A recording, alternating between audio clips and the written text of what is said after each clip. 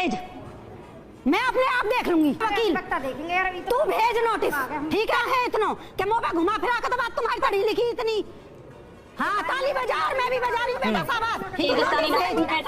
मतलब आप कह रही माफी नहीं मांगेंगे? अरे मैं माफी काय कीमत पे भी ना मांगूंगी। गुस्सा मत करें, आराम से आराम ठीक से। है, जो तुम कर रहे हो ना वह मैं देख लूंगी। परसों शुक्र मना वो दूर है थोड़े ना, तो तुझे भी पता पड़ जाती कि हिंदुस्तानी नारी कैसी हो।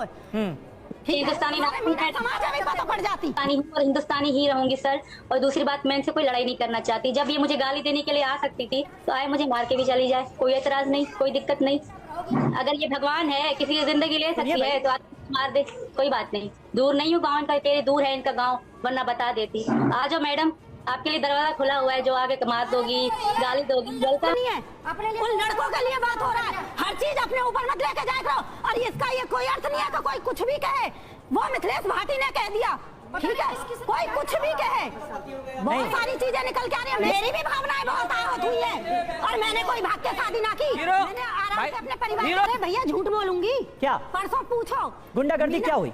गुंडागर्दी एक बात बताइए, अकेली लेडीज परसों पुलिस नहीं थी गोल चक्कर पे और तुम 3-3 बार आके स्कूटी मारी टक्कर। 2 लड़के थे, ठीक है। मैंने कहा था गीता भाटी को मेरे बारे में सुनना नहीं चाहते, इसका मतलब जवाब नहीं सुनना चाहते आप? सीमा बोलिए जी, जवाब दीजिए सीमा जी। सर मैंने इन दोनों मैडम को कहा था कि आप मेरे पति के बारे में ऐसे शब्द बोले, 1 दिन नहीं 2 दिन नहीं 1.5 महीना बोले। मैंने कहा था इनको, हम तो चुप करके घर में बैठे थे ना। हमने कभी कहा था? इन्होंने ये चुप बंद क्यों नहीं कर रही थी? इतना मजा आ रहा था, इनको शौक लगा, इनको कोई काम नहीं था। और मेरे पति के बारे में गलत बोलना और मेरे बारे में गलत बोलने के अलावा इनको बड़ी चिंता हो गई मेरी, जबकि मेरी ATS यूपी पुलिस यहाँ के पूरे इदारे मेरी जांच कर रहे हैं, मेरे पे नजर रखे हो। ये गलत बोल रही है मैडम, आप ये सबूत के साथ जो बोलेंगी हम उस बात। हाँ हमारे परिवार में बदतमीजी करता है उसके जिम्मेदार हम है, बाकी की हम जिम्मेदार नहीं है। ये सब ये चाल चल रही है उल्टी सीधी। और क्या कहते हैं, पहली बार हम आए थे इनों के घर पे क्या धमकी देने या उस तरीका की। हम अपनी जिम्मेदारी, अपने घर वालों की जिम्मेदारी रखते हैं। अगर चाचा जाते हैं, पापा जाते हैं तो हम पे बेशक केस करो, हम और दूसरों को कैसे कह सकते हैं।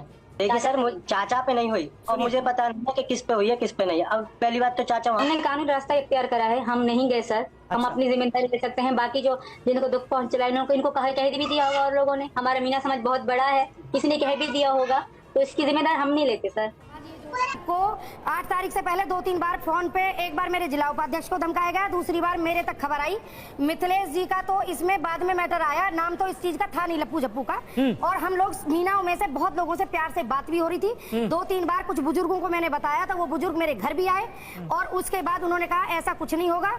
उसके बाद जब हमला हुआ, पहले इसके चाचा आए बीरबल सचिन के, वो मेरे घर हस्बैंड को धमकाया तो उन्होंने मना कर दिया पंचायत में धमकाने पर जाने से। तो 20 लड़के मेरे घर भेजे गए, हुटिंग हुई, कंप्लेंट आई, पुलिस आई और 2 लड़कों को मौके से पकड़ा गया। उसके बाद उन्हें पूछा गया तो उन्होंने कहा कि सब भगा दिए। चलिए फिर भी